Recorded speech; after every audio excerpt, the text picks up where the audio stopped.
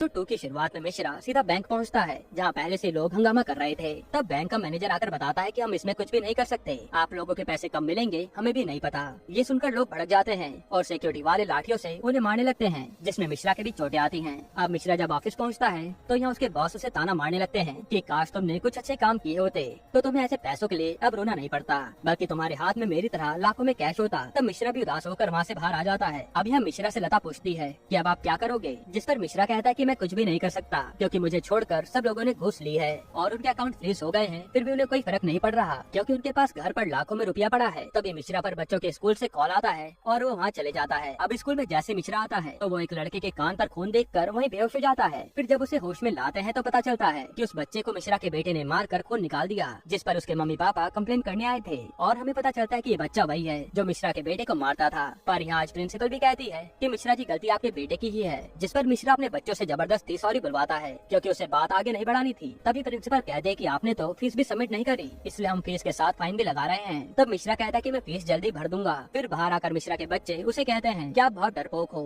क्योंकि वो लड़का मुझे मारता था पर आपने मुझे ही सॉरी बोलने के लिए कहा, जो सुनकर मिश्रा कुछ नहीं कह पाता। इधर हम देखते हैं कि मिश्रा के घर पर शंभू आया हुआ है। तभी अशोक लता पर मिश्रा का कॉल आता है जो बताता है कि मैं पैसों का इंतजाम कर रहा हूँ, तुम फिक्र मत करना। तब अशोक लता पूछती है कि मैं शंभू से कुछ पैसे मांग लूँ क्या, लेकिन मिश्रा साफ मना कर देता है कि एक जीजा साले से कभी पैसा नहीं मांगता।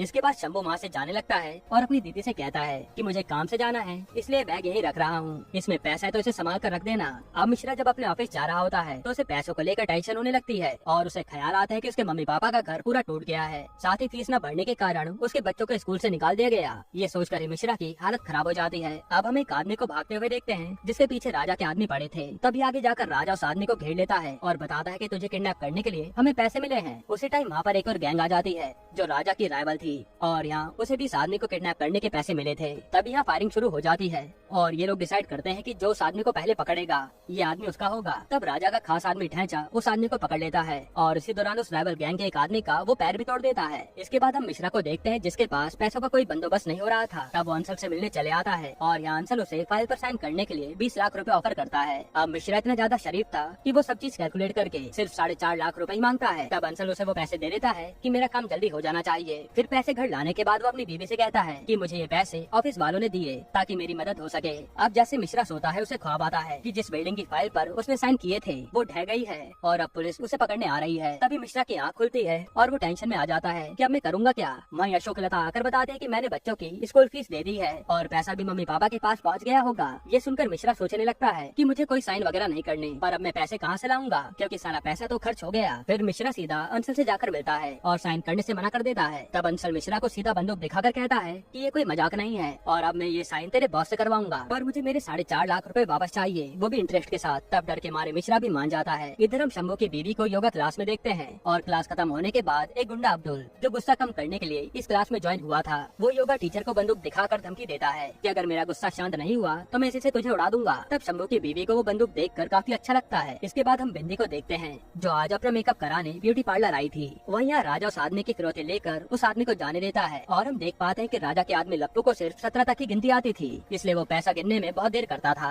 इन सबसे तंग आकर राजा एक नया आदमी हायर करता है अपनी गैंग में ताकि वो थोड़ा जल्दी पैसा गिन पाए। राजा उससे पूछता भी है कि तुझे 17 के बाद की गिनती तो आती है ना, जिस पर वो हाँ कहता है। लेकिन यहाँ उसके साथ भी प्रॉब्लम थी कि वो हर समय पान खाता था, इसलिए वो क्या बोलता है वो ठीक से सुनाई नहीं देता। तभी वहाँ पर बिंदी आती है जिसने अपना मेकअप करवाया था और बाल भी बनवाए थे, लेकिन राजा तो उसे देखते ही सबके सामने उसकी बेइज्जती कर देता है, जिस पर बिंदी चुपचाप अंदर चली जाती है। फिर यहाँ से सबको भेजने के बाद ढैंचा राजा से कहता है कि आपको भाभी से सबके सामने ऐसे बात नहीं करनी चाहिए थी, थोड़ा रिश्ते को संभालिए। फिर ढैंचा सीधा बिंदी के पास आता है और उसे भी समझाता है कि राजा भैया काफी अच्छे आदमी हैं, वो आपसे प्यार भी करते हैं, आप उनकी बात पर गुस्सा मत होना। तब बिंदी कहते कि नहीं मुझे गुस्सा नहीं आया। हालांकि ढैंचा के चाहते ही बिंदी फुट फुट कर रोने लगती है। अब हम मिश्रा के घर पर देखते हैं जहाँ उसने आज अपने साले को खाने पर बुलाया था। फिर मिश्रा अपनी बीवी के पास जाकर बताता है कि मुझे जिस आदमी ने पैसे दिए थे उसे वो पैसे वापस चाहिए, इसलिए तुम अपने भाई से कुछ पैसे उधार मांग लो ना। लेकिन अशोक लता मना कर देती है कि उस दिन तुमने तो मना किया था कि मैं उससे कोई भी पैसे नहीं मांगूंगा। तब खाने के दौरान मिश्रा खुद शंभू से कुछ पैसों का इंतजाम करने को कहता है, लेकिन शंभू तो साफ मना कर देता है कि मेरे पास तो पैसे है ही नहीं और जो पैसे दीदी के पास रखे हैं वो तो क्लाइंट के हैं। फिर वो अशोक लता से वो बैग लाने को कहता है और ये पति पत्नी यहाँ से जाने लगते हैं।